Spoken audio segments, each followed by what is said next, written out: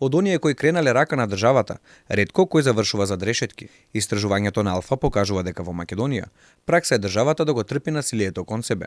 Бројките од сите судови и најголем дел од обвинителствата создаваат јасна слика дека за напад врз лице со државно властување, како полицајци, инспектори и други кои работат во име на институциите и го спроведуваат законот, ретко кој оди во затвор. Судовите најчесто им изрекуваат условни казни од 3 месеци до 1,5 година, како и други алтернативни мерки.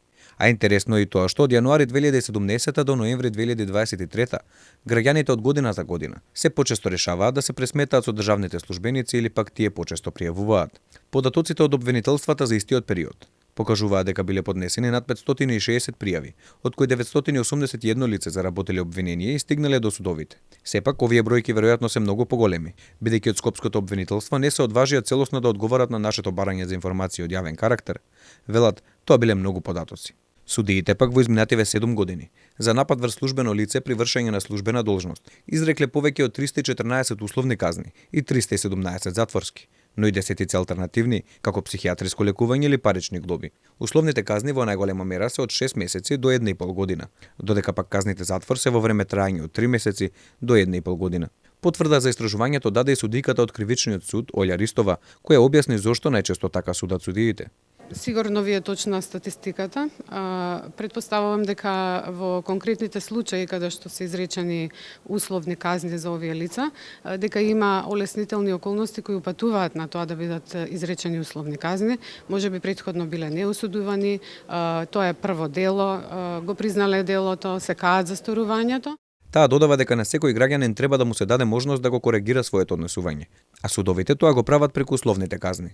Според податоците на МВР, од 2017 до сега, вкупно имало 988 случаи за напад врз службени лица кои вршеле работи од безбедноста, односно вкупно 1179 сторители на ова кривично дело.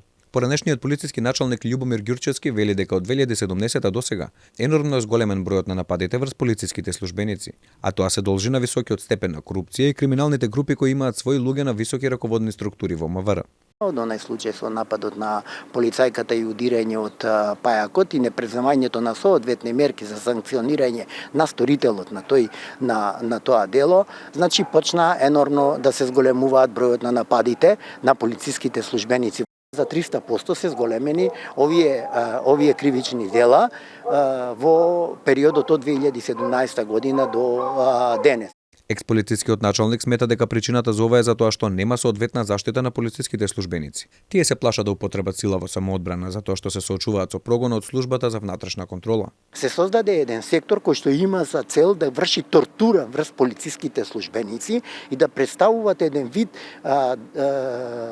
закана за евентуална примена на овластувања, односно примена на средства за присилба кои што се овластени полициските службеници да ги употребуваат во вршењето на службените задачи и оттука се создаде кај ними еден страв да тој често пати иако знаат дека треба да употребат одредени законски овластувања, не ги употребуваат, се повлекуваат полициските службеници со што се нарушуваат безбедноста. Еден од најпознатите примери, кој гласно одекна во јавноста, беше оној кога полицајката Јасмина Јаначковска во 2018 беше нападната од функционерот на ДУИ Беки Расани, на кого заедно со пајак службата му го отстраниле непрописно паркираното возило, но таа подоцна ја промени изјавата, велејќи дека сама се удрила од специјалното пајак возило, а министерот Оливер Спасовски додели признание за професионално постапување.